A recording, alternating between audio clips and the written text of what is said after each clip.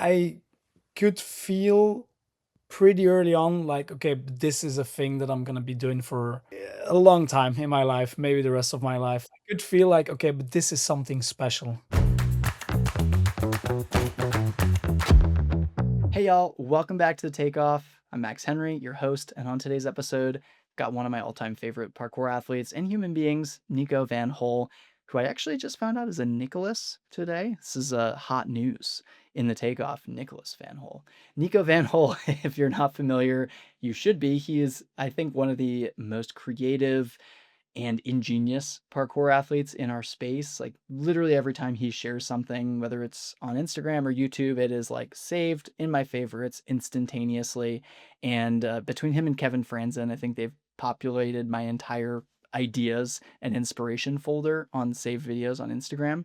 His Hooplaka video, I don't know if that's actually how you say it, but it sounds like that. Hooplaka, he posted a couple years ago, is my favorite short form parkour video currently on YouTube. So definitely give that one a watch if you haven't. And he also is the program manager for, I think, my favorite parkour gym I've ever visited in the world, and definitely one of the most successful, both in terms of turning out fantastic athletes and building a really, really awesome culture with both students and coaches. So on this episode, we just chatted, caught up a little bit, and I wanted to pick his brain about what he thinks when he is approaching training, how he developed his style, and how he has helped transmit his joyous just love for parkour and training every day to the other coaches on his staff, supported them in their love for the sport, and also shared that with his students and built such a strong culture. This one is really, really fun. Definitely a little bit less strong takeaways and a little bit more conversational. I think you're going to love it. Let's get into it. Nico Van Hole, welcome to the Takeoff. Thanks so much for coming on, buddy. Thank you for inviting. Happy to We be here. had yeah, we had a little bit of a mix up on my end. I invited you over and got a lovely message that was like, "Hey, I'm ready to go." And I had Yeah, an oh shit moment while I checked my watch. So luckily we were able to push things yeah, yeah. back. Don't worry.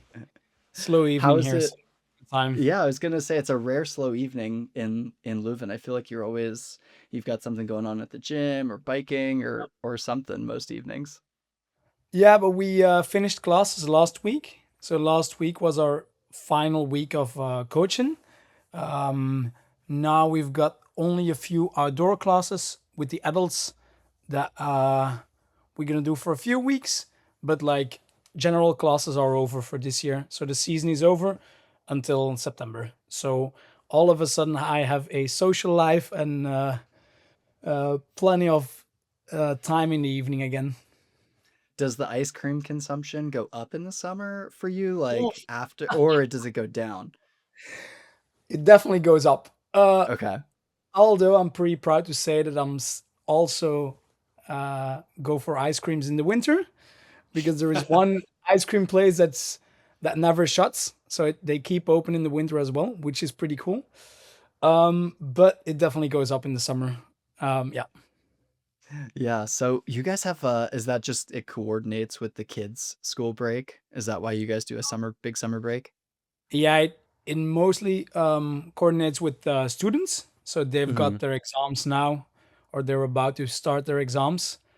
Um, yeah, and like school is about to finish for kids, but we've been using this system for years, and it kind of works, and it also gives us a break because most of our head coaches, we do coach a lot. So it's also Hmm. nice to have like a few months of almost no coaching to give ourselves a break. And also like most of the jams are starting now, which is good. So we can travel a bit more. Yeah, I was gonna say that's got to be so nice because I know at Apex, for instance, it's always every summer such a struggle to find coaches because everybody who is a more experienced coach is at Yeah. OMFG or at international gathering or, somewhere in Europe or somewhere in North America trying to do Yeah. other stuff. But Yeah. I think like one of the things I really like about our team is that like almost all of our coaches, we're still training a lot. Doesn't matter if they coach a lot because I've heard about some people that when they start coaching a lot, they lose the motivation to train a lot. But I feel like all our coaches are super motivated to train as well. So yeah, everybody's traveling, and we also want to encourage like traveling, training, all those things. So I think it's yeah, it's healthy to Yeah, what give do you ourselves. think?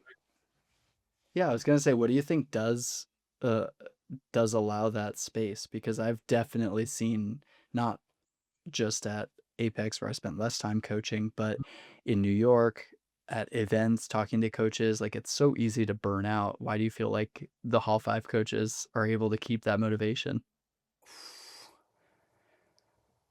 The only thing I think I can think about is that like because we all train and we do train a lot together, it makes Mm. sense, and we've got a good and big community in Leuven. Although Leuven is such a small city, we do have maybe between 5 and 10 people on a daily base, training outside, going outside, jamming together. So that creates a space where people just want to train, I suppose. Also the coaches, and because it's Yeah. such a small city, it's easy to go around and meet people when they're training, when they're out. Yeah, I remember when we were booking our Airbnb, I was asking you questions like, okay, well, which part of the city should I stay in so that we can be walking? You're like, dude, wherever you stay, it's walking distance. It's just, do you want to Yeah, walk 5 minutes or do you want to walk 20 minutes? Like, that's yeah, about yeah. as far as it 20 gets. minutes is far for us. Like Yeah. that's No, the limit. Christine and I with Margot was probably 6 months old at the time too when we Yeah, came to Hall 5. So we were doing it with a newborn and terrible sleep after having her fly internationally. And it was still, to this day, Christine and I are like, maybe we just like, let's see how the 2026 election goes. Maybe we just move to Belgium. Like we'll just they go to always. Leuven for six. Yeah, We'll feel it it's out a for a nice. couple months, you know. Yeah, I think it's a nice place. It's a very like I think we have like 100,000 people living in Leuven, so it's a very small city.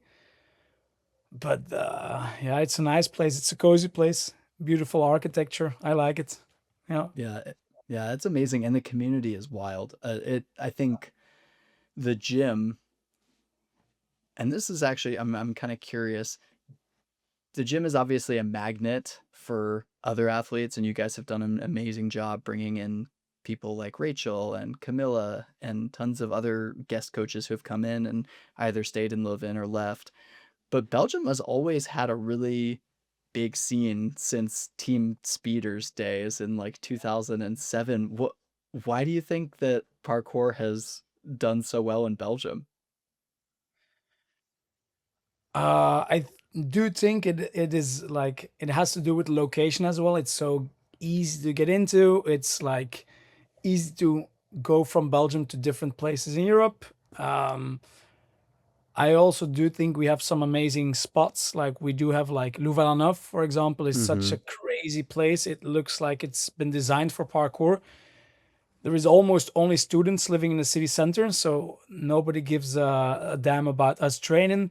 Um, we have like amazing places in Brussels as well, and I do Mm-hmm. think also we've, for most of the time since I've been training, we had like a very vivid community. People are always out, always training, super motivated. Yeah, but I also feel very lucky about this. Yeah, it's amazing the scene, and everybody is so. I think it's cool because even though people have different styles of movement, everybody Mhm. trains together. And I think that's something that I loved when I saw when like Rachel and Camilla using, I think they're really great examples of two really powerful athletes who are great at like sort of traditional skill parkour, for lack of a Mhm. better word. And then they both were dealing with injuries. And in the Hall 5 space, it was like they easily, as you said, could have been overwhelmed by coaching, coming back Mhm. from an injury, just taking a break, focused on that. And instead, it's like, oh no, they're both doing really cool, flowy stuff. And then I'm seeing, more people from the Hall 5 and adjacent Belgian community come in and start to play with it. And it's just like, feels very, everybody's just like down to experiment, it seems like.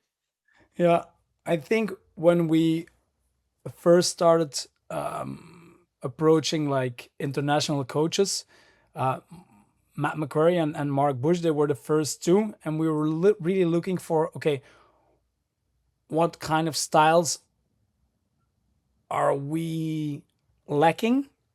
All Hmm. what are the things that we're not good at in our own like ways of training? And then we thought like, okay, Matt approached us, and we're like, yes, perfect, what a good fit, because he's so good at also the traditional parkour stuff. I think people They might forget forget. now. Yeah. It's actually crazy, but then he's also so good at like all the crazy combinations, all those like super creative moves.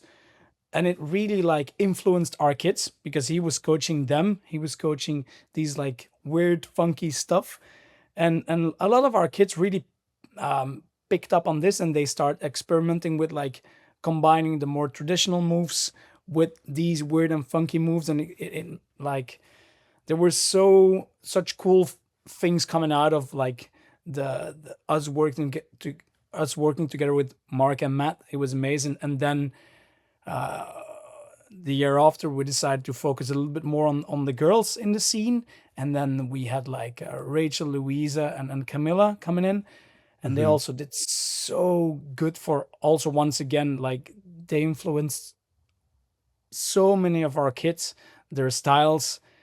Yeah, it was just amazing. I'm so happy that we got all those amazing coaches in with like incredible styles and things that mixed up our more like usual style of coaching. Yeah, it seems like it's been a really good mix. And Yeah. obviously, like between you and Dan and Tom, there's a very clear, like you've raised some insane Lachey beasts and like Yeah. technical parkour beasts, like the Mhm. kids that are doing these drop cats and stuff. It's wild. And I think it's been, I imagine it would be really good for them also to see that there's kind of like these two value systems, because in a lot of spaces in parkour, I feel like it's easy to get wrapped up in, you're either you're pushing your big Lachey pre and you don't Mhm. value the other stuff, like the creative low impact stuff, or you're all about the creative low impact stuff and you're kind of like, if that the big Lachey pre's aren't creative, that's not like really interesting parkour. It's just kind of the obvious thing.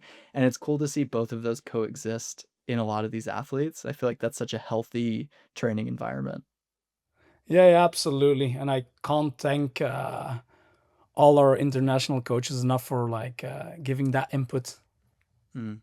Well, I also think it starts with you, and this is also something that I think is important when we're talking about like the scene, when the head coach slash owner, you're the owner, right, as well? I just said that, but I was like, I don't Um, actually know if you are technically the owner. so the parkour part is Mm-hmm. coordinated by me and Geert. So we're Mm-hmm. like both coordinators, but our non-profit organization is part of a circus school. So Okay. the circus school, they do all of the admin, like insurance, subscriptions, all those. I think you Management could say it like things, yeah. the boring stuff, the paperwork, the things that I'm very happy I don't have to deal with. But then um, we get to choose all the parkour, all the things that are involved with classes, parkour education, Yeah. who's coaching which class, all those things. So I So think we're like in a perfect position, like perfect uh, collaboration with the circus school there. yeah, that I think that would probably be like a program director position here in the United States, where you have like an umbrella of athletic academies or something, and there's somebody who manages the whole thing, but the program director is the one that leads that specific. That is the dream for me as well. If I ever were starting my own facility, I'm like, I would love to have a partner that just came on and took over the management and admin Yeah, side, because that is not, I can make it happen, but nobody really wants me to be in charge of all of that stuff. But yeah, being the program director is fantastic, because that's the yeah, type of administration too. You're like, I care so much about giving these kids the best experience yeah, with parkour that I possibly can. So being motivated to do that is very different for me than being motivated to be like, okay, I really want to make sure that all of my invoices are in the right place so that the accounting is nice and smooth at the end of 2026.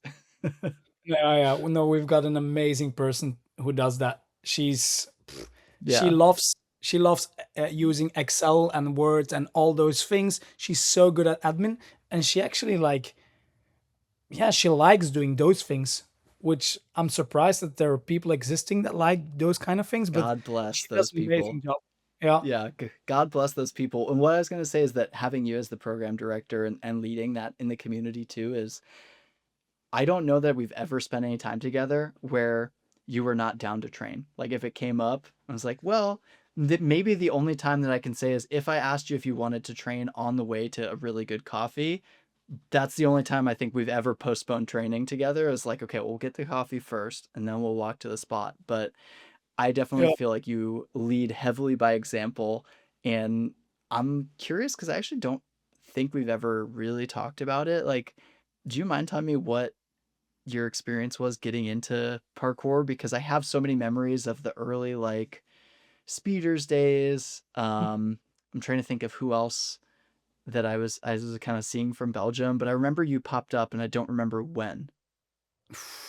I think it was 2006, 2005, 2006 must have been. Um, I saw Yamakasi, the movie. That was my first experience with parkour. Whoa, that's a Yes. really healthy way to get into the sport. Yeah. And then, but I remember thinking that it was like like s- stuntman doing hmm stunt jobs on wires, and just a cool way of like using stunts in a movie. But Oh, you I saw did Yamakaze. Okay, so I was thinking Generation Yamakaze, the no, no, documentary, no, no. but you saw the Yamakaze The Yamakasi movie. movie, action Got it, got movie. it, got it, got it. The film from 2001. Okay, that makes a lot more sense because I'm like, wow, you started with listening to like Laurent and William talking about the philosophy. Like, that's pretty intense. To This be makes fair, more sense. I watched the documentary like so many times. Yeah, yeah, Yeah, yeah. it's I love the phenomenal. documentary. Yeah, I saw it a few years ago, and I still thought, okay, it is a It bit really outdated. holds up. I like it. Yeah. Um, no, so I saw the movie, and then I think it was only after seeing a clip of David Bell that I was like, ah, okay, but that's what the people in the movie were doing. Mm. So that's when those dots got connected.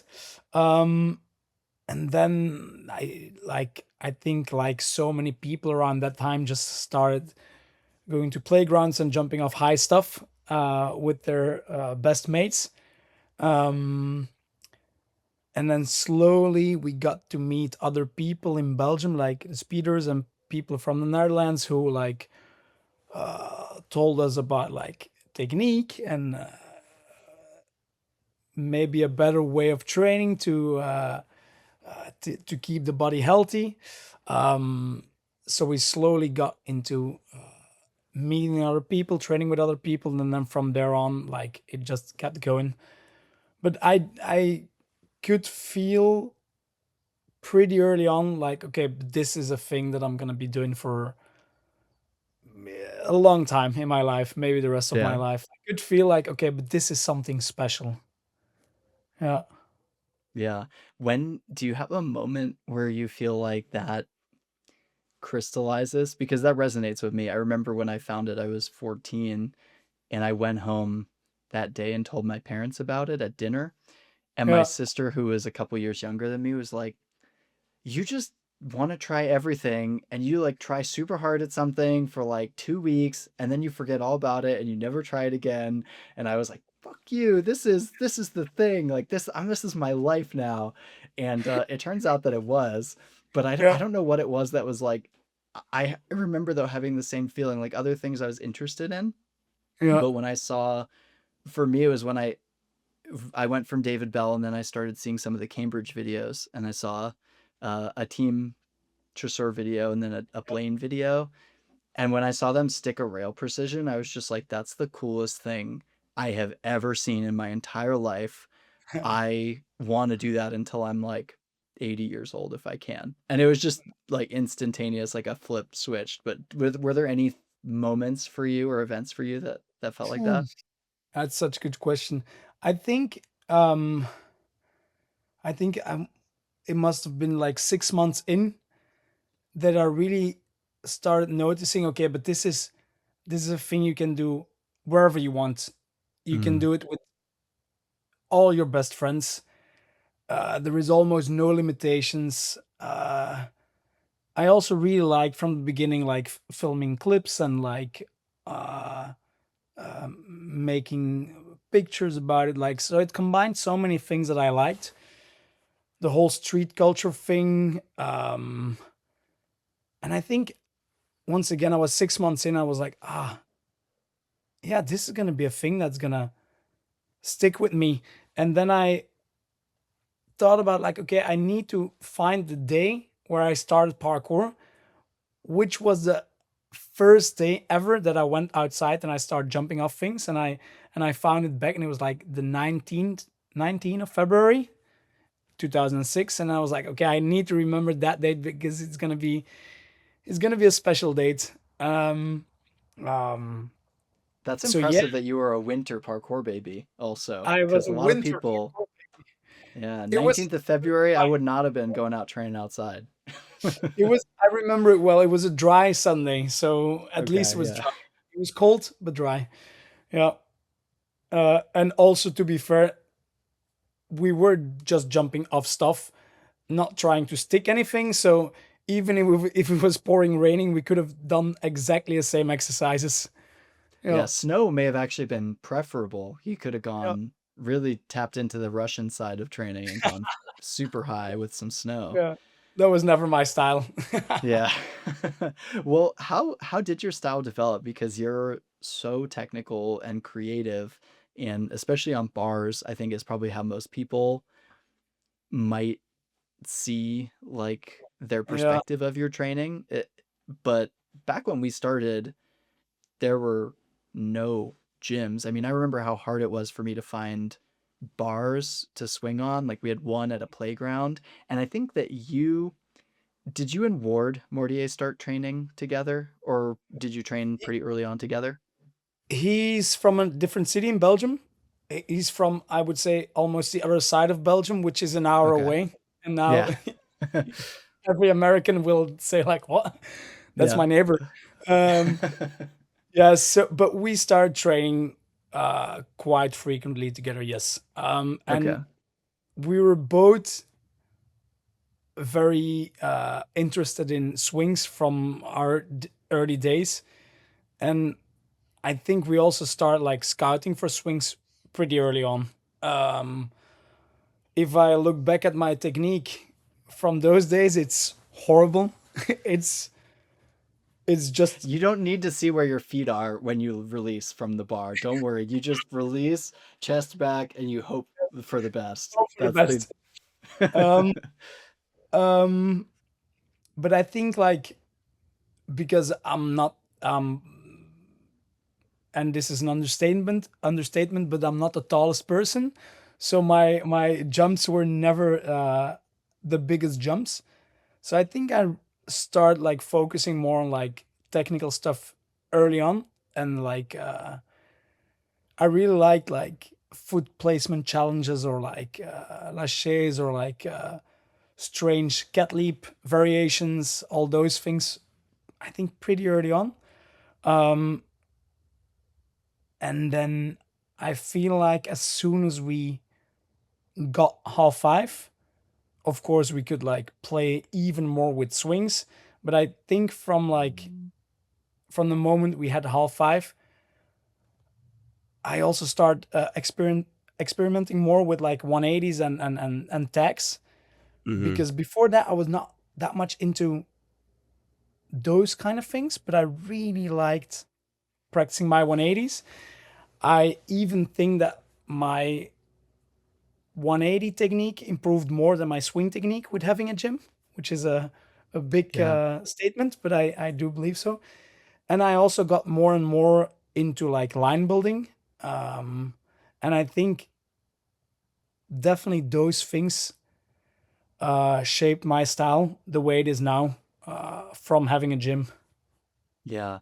Your video with Kurt when Hall 5 opened is still iconic. I love that video. It's just so sick to see the facility used to the full extent that it could be then. And I do feel like you were one of the first people that I saw from a line building perspective. I was not into line building, and for some of our younger listeners, like the kind of evolution I feel like of parkour training was big drops Hmm. to small drops with a jump and a precision to big jumps with a precision to then like art of motion freestyle line building.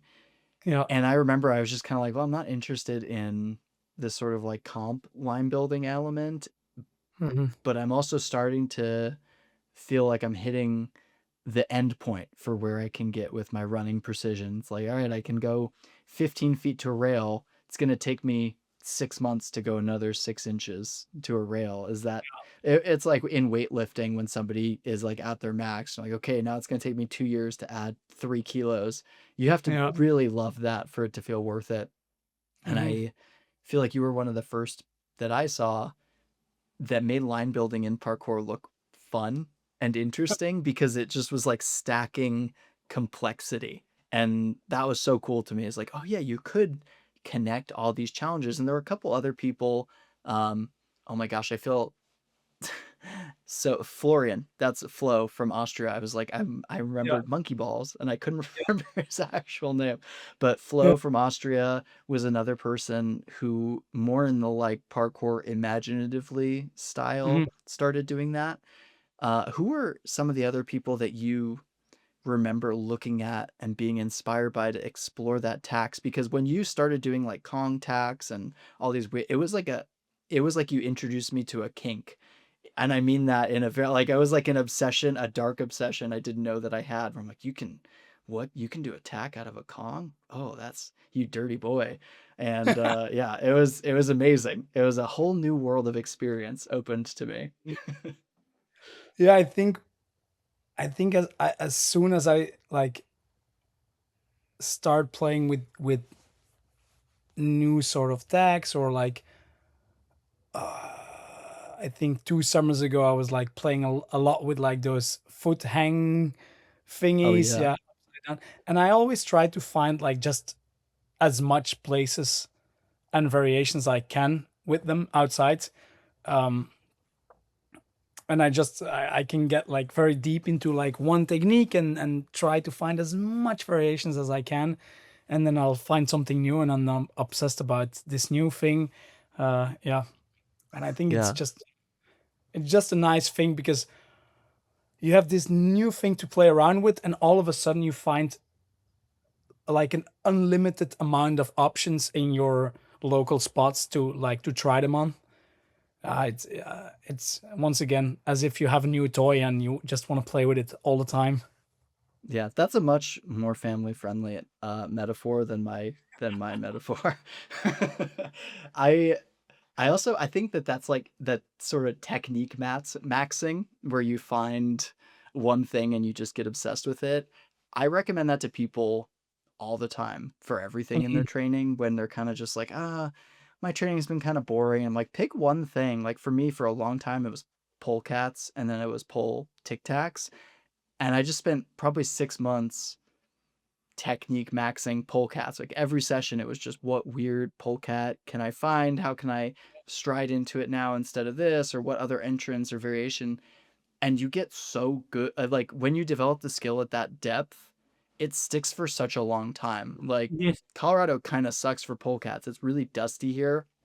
There's Yeah. very little friction. Like for me to stay on a pole, I have to like get a towel, put water on it, wipe everything down, make sure my shoes are wet, and then I get probably close to the level of grip that I have like Yeah. doing zero prep in New York on a pole. Like there it's just like everything is so sticky. But when I go back to the East Coast or I go to the West Coast, like Vancouver for SPL or something, like those skills, if I spend 30 minutes on polecats, I'm kind of like, oh, cool. I can do my like max standing pre into a polecat again very quickly because it's just in your body. Hey. And I love that you've done that with so many moves. The one that I thought you were going to say is that kind of like Valdez or like Macaco that you were doing. Yeah. You were doing a ton of combos where you're, and I'd never seen anybody else do those. You're like diving and then using Macacos to like 180 and turn around in these tight spaces.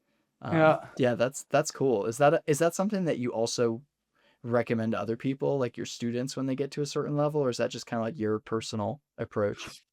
Um, I do try to give them like the freedom to like play around with the things they like. But I also try to like teach them like sometimes some new techniques so they can like use those techniques in their training as well. And I feel like I think it's more of a thing you do when you go outside a lot, like Hmm. because inside you have so like unlimited options. Like in half five, there is so many challenges, so many swings, so many It's 180s. overwhelming. Yeah, I had to pick one section. Like, okay, I'm not gonna look at anything else. Yep. But I feel like one of the reasons I really like this kind of training also is because once again, Leuven, small city, we don't have like we don't have the same spots as the people do in Lisbon or in the UK. So we have some nice spots, but I wouldn't consider them as like world class spots. So we need to like get funky with certain techniques to make the spot still interesting. And I also do think that's like that shaped my style a lot because of the spots that we have in Leuven. Um, so I feel like, as for example, as soon as I start playing a lot with like corner tags, pole tags, funky tags, then all those spots that we've been training at for like 15 years, all of a sudden they got like more interesting again. Where once again, if you live in Lisbon, I think you can discover a completely new spot every single week. Yeah, Uh, yeah. If you're in yeah. London, you just take one more stop on the tube than you normally would, and you're like, oh, look, another world-class parkour spot that I don't have Yes. to do anything with to just show up and train. Yeah. Yeah. So I Yeah, think one of that. the recent spots people have been training at, actually, Christine and I had never seen anybody at this spot. We were there for not rendezvous, maybe it was just visiting, and we booked a B&B in a totally different part of the city because we were like, ah, let's just be somewhere that's not close to Waterloo or any of the Barbican, none of the normal spots.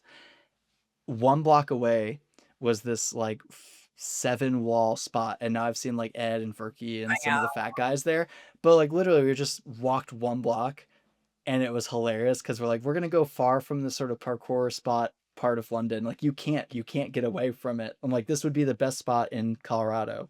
Yeah, Like just that's just crazy. casually. Yeah. Yeah. So that's funny. I mean, I think about a lot of your lines. Um, you guys have that tree spot, and you did a really long line there in the 11 video, I think, with Yeah. all of the tack transitions. That's a spot that 95% of parkour athletes would walk past, and the other 5% would be like, oh, a Lachey precision, and be Yeah. done. And I watched that line, and like anybody who's listening, I'll put this line in the video and rip it off of your comments. Go to the comments, watch this video, because it is like a masterclass for me in line building and spot Thank you. maxing, like how to just use what you have. And I also thought the line was going to be over at least three times. It had long, like Lord of the Rings energy. I'm like, oh, it's over. Oh, nope, he did another tack. He's going this direction now. Oh yeah, I really love that place. I think Tom and me we talked about it a lot like last week, which are our current favorite spots in Leuven, and I think the tree spot is definitely one of them. Um, I think Tom, because people say a lot like I've got good eyes for swings, but Tom, Hmm. who's actually downstairs in my house, Nice. chilling, he's I think he's got the best eyes for spotting new swings from anyone I know. It's crazy. And he also came up with this spot and he told us, yeah, I found a really nice new swing. It's a spot and I think it has some potential. And there was literally, we just found that one swing.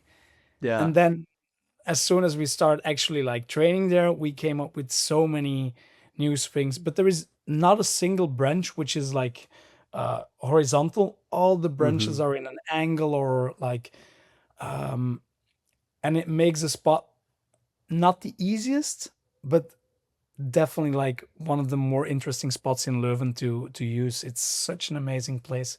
But it's exactly what you said. Like, I think like we brought a lot of people there, and most of the people they just sit and watch. Yeah. They can't find anything. They're like, oh, this is such a useless spot. Yeah. I love that feeling also though, because as like a parkour nerd and coach and somebody who like talks to a lot of gym owners, those moments also help me realize like the feeling of somebody when they walk into hall 5. Not because it's useless, but they're just kind of like, what do I even do here? Hmm. Because I'm seeing people who seemingly have like endless creativity and ability to move in a space, and I don't know how to jump from one Hmm. thing to another. And that kind of feeling is really nice to have sometimes. Hmm. For me at least, it's nice to like step back. And I get to train with Egg a decent amount, not as much as I would like, but a decent amount now that they live in Denver. And it's a similar thing where Egg will find like a random pole or something, and I kind of do a couple things on it and I'm like, all right, cool, I've maxed out this little feature. And then there's an entire video that Egg could film at Yeah. that spot, and it's all movements that I never would have considered doing or putting in that location. And yeah, I think I love that about a minimalist location is kind of Yeah. it's so restricted that it lets you be the one to create the opportunities as opposed to being so open that you're like, oh, any idea that I have, I guess I should just act on it. And like, yeah, Hmm. having some time to think and digest at a spot is really nice. Yeah. I also think that's like one of the reasons why we still find so many challenges in the gym. Um, when we started the gym the first year, it was like maybe a third of the Mm-hmm. obstacles. We only started with building a very small part, but because all of a sudden we had a gym, we were training them there all the time. Um, by the time the gym was finished, it was like September, so like the winter was almost kicking in. So we start like spending so many hours and hours and hours in the gym, but it was actually like a small gym, not too many obstacles. And we had to keep finding new challenges, new combinations. And then as soon as we start building more of the obstacles, we were already used to like really trying to max out all the little corners and all the edges and the also like the things that were already there, like the poles or the walls that were Mm-hmm. already in the space where we built the gym. It was, yeah, we just got used to that way of like trying to find challenges and yeah, keep finding stuff. Yeah. Would you recommend, and because I was going to ask you if there are any listeners who are unfamiliar with Hall 5, which I doubt, I think it is like undisputably my favorite parkour gym in the world. Just the vibe, the build. I think the way that you guys built it feels very intentional. And not just like oh, we planned it and then we built it out, but it really does feel like every angle is taken into consideration. And I didn't actually know that you guys started kind of small, but when I Yeah. talk to people about building their gyms or like a home facility, I did the same thing in the backyard. I built a bar, locked it Mhm. in with a couple of rails, and then just had everything else mobile for a long time so that I could experiment and be like, okay, this is actually where I tend to go the most. And it would be interesting if we had more stuff in this direction or fewer stuff in this direction. And the best Yeah. gyms that I've ever been to, Hall 5 and Unparalleled, the second Unparalleled Movement location in Missoula, Montana, they both did the same thing where Mhm. Unparalleled built like a very small footprint around the core structures that already existed in the building, the walls, the I-beams, like some of the poles and supports. And then every 6 months or so, they'd kind of say, okay, well, we're all sort of going in this direction when Yeah. we vault off of this wall. It would be really nice if we built a little small thing here that people could interact Yeah. with to then go this other direction. And then they'd build like whatever, a like 2 meter obstacle and then another 4 or 6 months later, they'd be like, well, now we're all kind of going in this direction. So maybe we can connect it. And then after a couple of years, it's like the whole gym is built out, but it's like a city that evolves organically. You're like, the market's there because that's where people walk after work. It's not pre-planned. Would you recommend that to people who are like thinking of redesigning their gym or building a gym out? I definitely do. I think also the way we did it is we had our first design, we built the whole structure, and then we trained on it for like a full year, and then me and Geert went back to designing some more obstacles, and we started thinking, okay, which are the things that we can't train that much in the gym? Which are the techniques we're like missing a little bit? Like we were definitely missing like some vault options, some concretes. We were missing some like nice 180s. Okay, and then we started like designing some more stuff, which had more options in for those techniques. And then I think the second summer we built some more, and then the third summer I think we almost doubled the gym once again with like thinking about, okay, we have like these techniques that you can practice a lot in the gym, but which techniques are still lacking a little bit. Also like checking distances that we don't have like the same lâcher prise to the same height or the same distance twice, and we Mm-hmm. really try to like uh, get enough variety within all the moves. Of course, there is still like, I think the gym is still very heavily trainable for like swings and 180s, and we still lack some like vault options, but we try to like balance it better, you know, Yeah.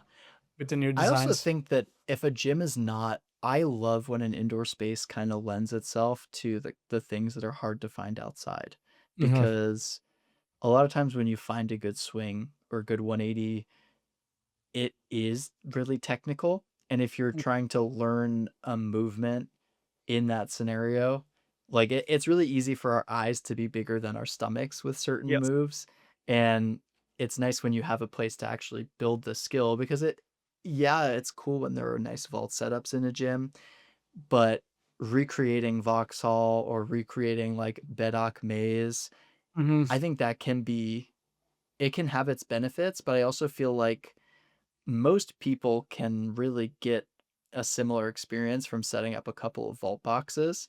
Maybe it Yes. doesn't have the same like aesthetic vibe, but just from a skill development perspective, Mhm. like if you can do an 8 foot Kong on two boxes on the floor, that's the same as an 8 foot Kong on two walls. Whereas when you're trying to build up like a technical swing and then you go outside and it's an angled tree branch or it's like there's something that like you have to duck your head and all those environmental factors, I think they become more important on some of those technical movements like laches and 180s. So Yeah. Yeah. Absolutely yeah, true. I wanted to also ask you about something that is really cool that I had found out you guys did when we visited, which are the film nights. And I was curious how you think about like building culture in your gym space and what that means to you guys. Um, I think one of the nice things about the gym is that we have it like 24/7, so we can always get in. We don't have to like ask permission, or we don't have to check an agenda, the schedules. Like the gym is always ours, Mhm. and I think we try to like build a culture already from the classes. Um, so of course we like coach most of the classes in an indoor facility, but then we always end our classes with a small talk about something related to parkour.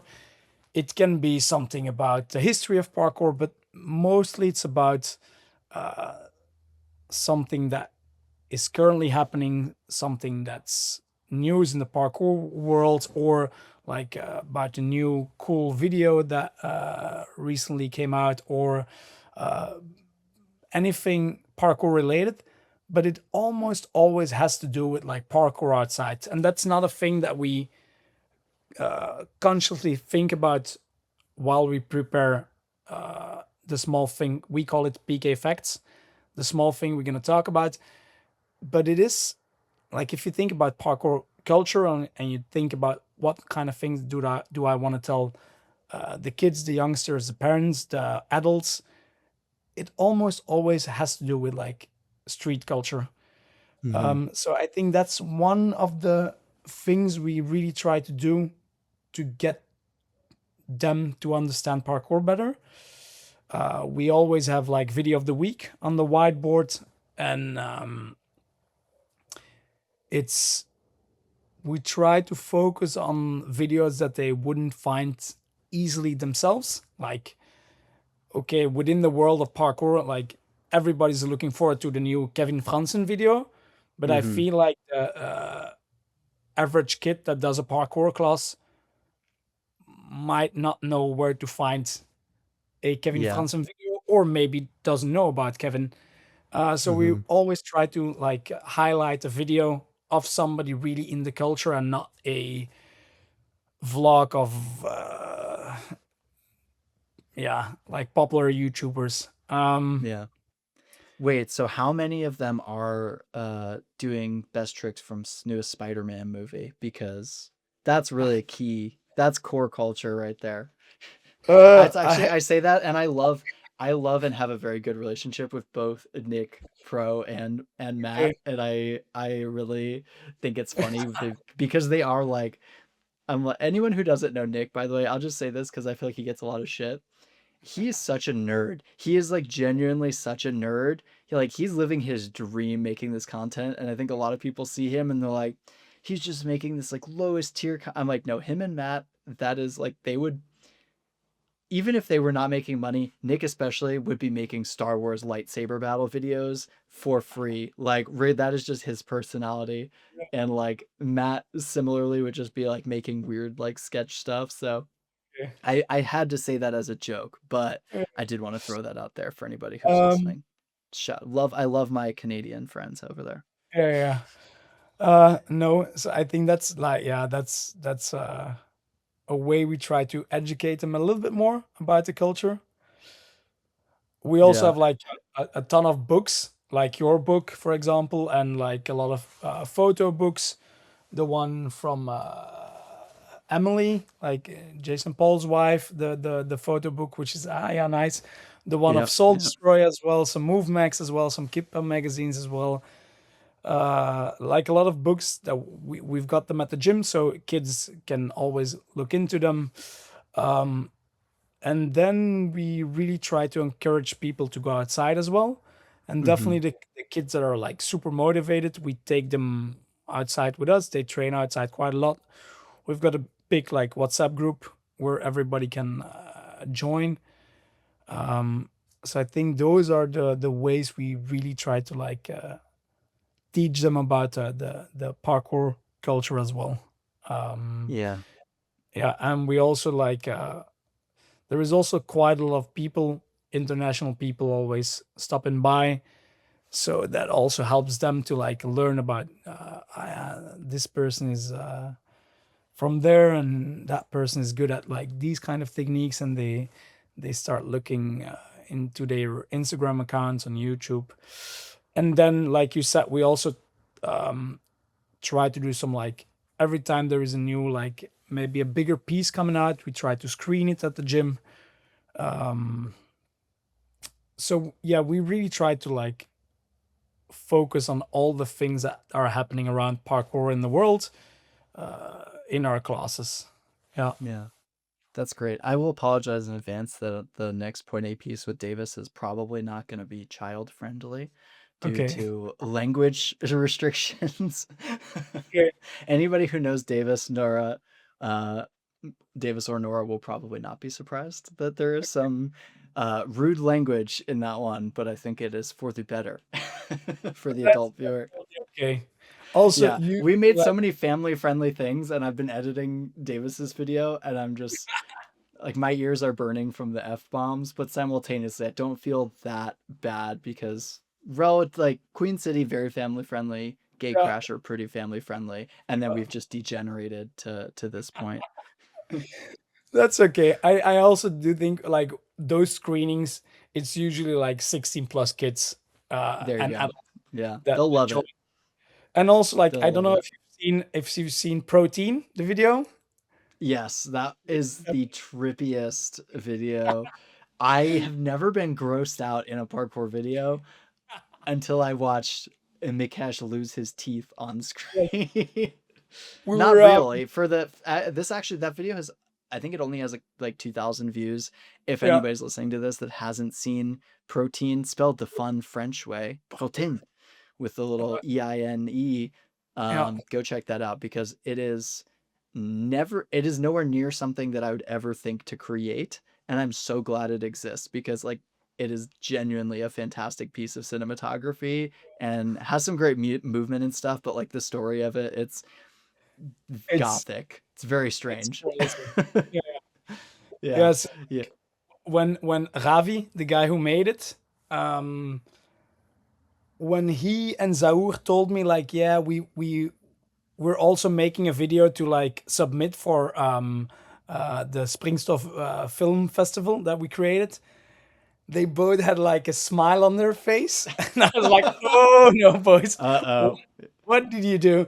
And then they didn't want to show me anything, which I'm happy about. But they only showed me one picture, and it was like a picture they took of the wall with all the pictures, and Yeah. with Tom without any teeth. And I was like, Yep. "The fuck?" What the And and then and then I watched it months after, and I was like, "Oh." And then I called Geert. Okay, Yeah. what do we do with this? And then yeah, we showed it at the film festival, but the film festival is during swings and other things, Mm-hmm. which is a very like nice family friendly vibe jam. Yeah. Um, and I told the people like this was the last video, and I told the people yeah this is 16 plus, and people start laughing, and some of the Yeah. kids and parents start laughing, and I was like no I'm serious. This is 16 plus. Yeah, this will scar your 12-year-old child. They Yes. will never go to a dentist again after this.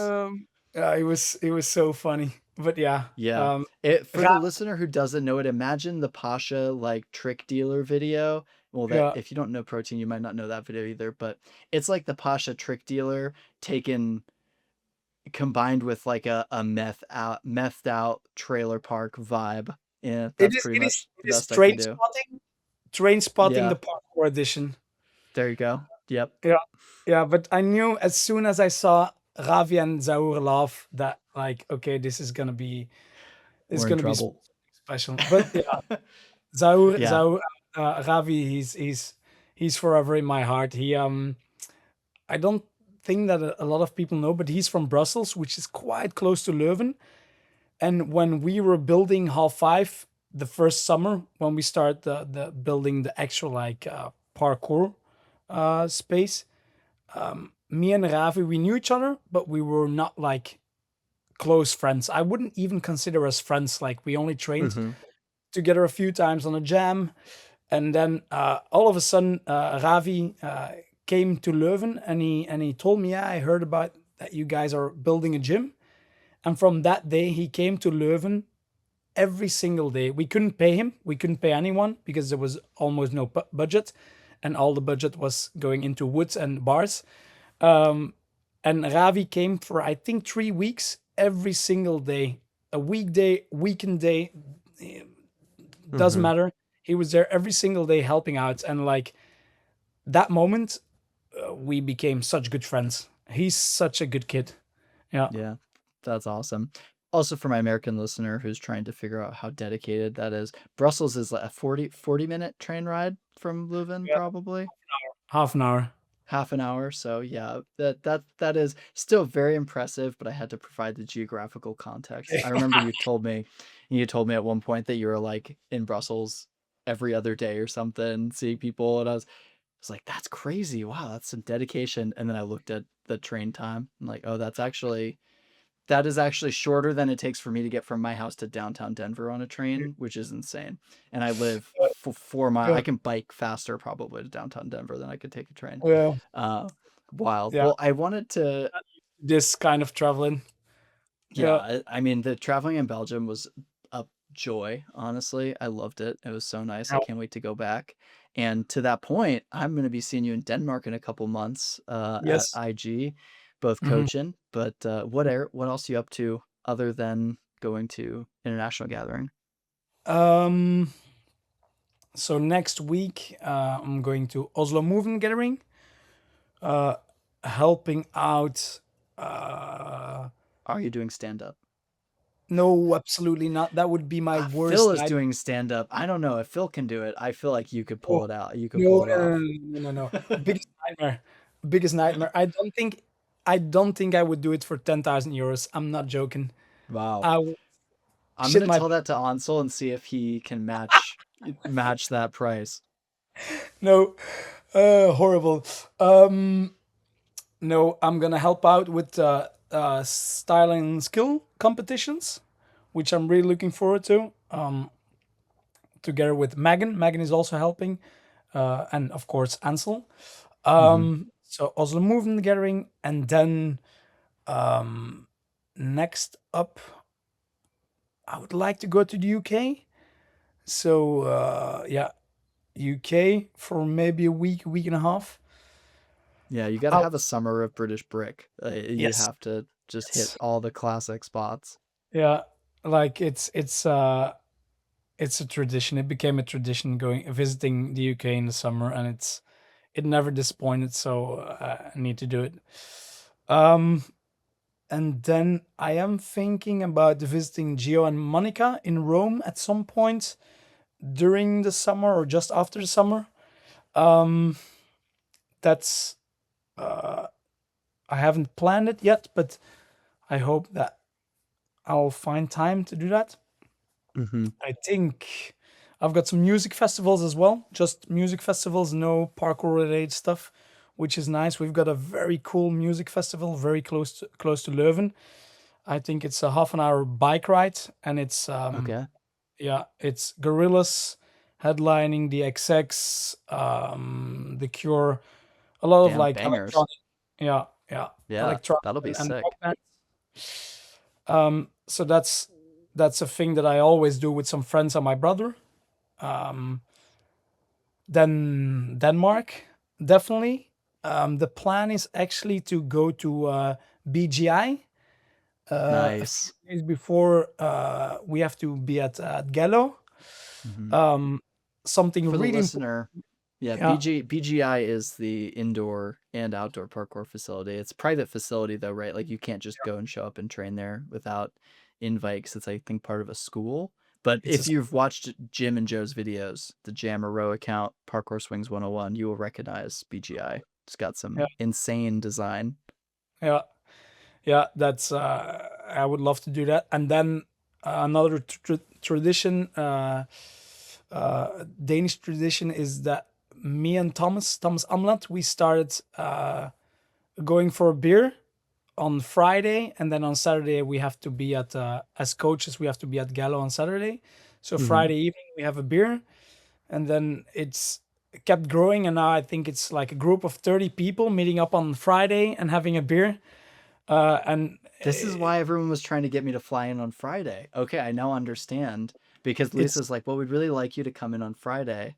yeah, And I was like, I don't know if it's worth it for me to miss an entire extra day with Christine and Margot. I think yeah, I'd rather fly in on Friday night into Saturday. But now that I've heard that there's beer involved, this is slightly changing the calculus here. Yeah. yeah. It's actually like a really lovely evening, seeing everybody again, having great talks, and then like it's a nice way to go into the week of coaching and enjoying IG vibes. Yeah. Yeah. Yeah. And We'll have then to hit a coffee trip with Thomas instead, maybe, while I'm that there, is because he's the one who introduced me to specialty coffee in he's probably also the one who 2012. introduced me. Wow. God, he's doing the Lord's work in Yes. Denmark when he was working at that roastery. Yeah. Yeah, Yeah. he gave me a little cupping. I was like, I've never had coffee like this. And then that like started a fascination that led to me working in the coffee industry for 5 years. That's crazy. That's crazy. Yeah, I actually didn't like coffee, and I was in Denmark for the first time, and then I was staying at Thomas's place, and he said, "I only have one rule in the house: when I drink a coffee, you drink a coffee." And I was like, "Okay, fair That's enough." amazing. So he started making me these delicious cappuccinos, which I think is like a very good way to get into coffee. And then this thing that Thomas made me addicted to cost me quite a big chunk of my monthly income, but Yeah, it's a there's a reason that the Hall 5 student expenses have gone up every year, and it's actually just Nico's specialty coffee addiction. no, but yeah, we should definitely go for a coffee with Thomas. That'll be nice. Um, Yeah. and I think then I've got a few more weeks of summer left. But I'm not sure what I'll do then. Definitely after IG, I'll stay a bit in Denmark for a few days, and then I'll probably fly home. And then the last week of August, we start planning things with for swings and other things again. So yeah, Yeah, and uh, that's the first weekend of September, swings and other things. it's the last weekend of August now. Last weekend of August. Got it. Yeah, that is high on my list of events I would love to go to. I don't think we're going to make it this year, but it is every year it just looks like so much fun.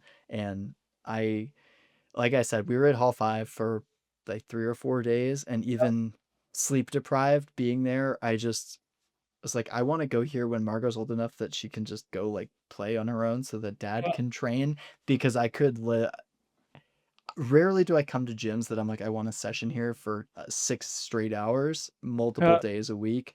And I think I would need like a month before I felt yeah. okay. I've scratched the surface of what I want to do here at Hall 5. Like, I literally feel like I would need a month of nonstop training to just Nice. be happy. Like, okay, we can go somewhere else now.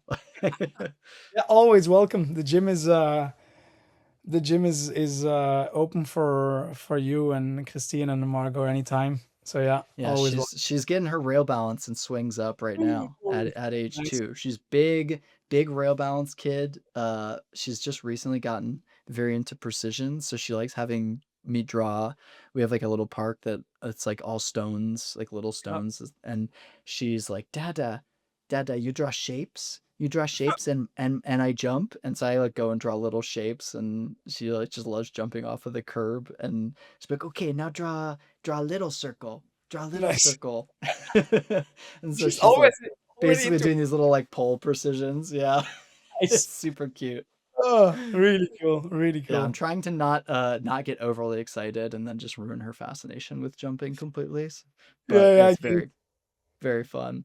Yeah. Last thing I like to ask everybody is if you could recommend one piece of media, so a book, a podcast, a film, other than protein to the listener, what Okay. would it be? And it doesn't need to be in parkour, it could be anything. Okay. Then I'm gonna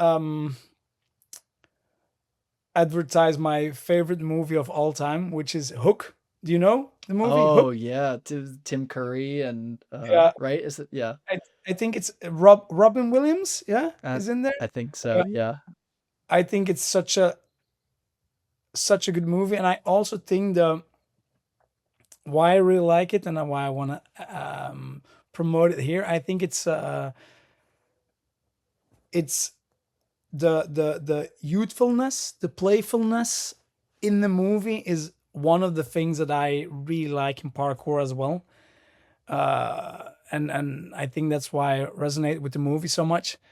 I think it's just such a cool, like, I would say it's my favorite children's movie, but I think it's just my favorite movie of all time.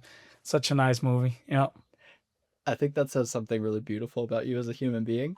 So maybe I'm gonna have to watch Hook tonight with Margot. Nice. We'll see. I haven't seen it clearly in probably since I was a kid, so Okay. that's a strong recommendation that I may take immediate action on.